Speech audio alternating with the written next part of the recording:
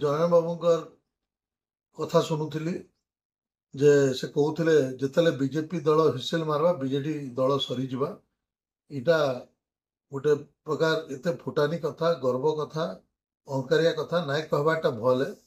कारण गोटे दल के सारवा एकमात्र यदि किए अच्छन बाले जनता जनार्दन अच्छन लोक मैंने सारी पार्बे भोटर मैंने गोटे दल के सारी पार्बे केनी दल बा नेता गोटे दल के सारी नाई पारे।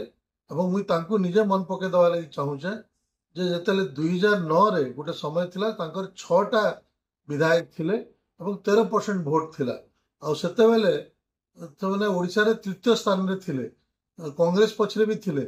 तो हेते बेले आमे केबे नाई कोई बीजेडी दल केबे नाई कोई कि तमे बीजेपी दल ने सरी जवा बोली।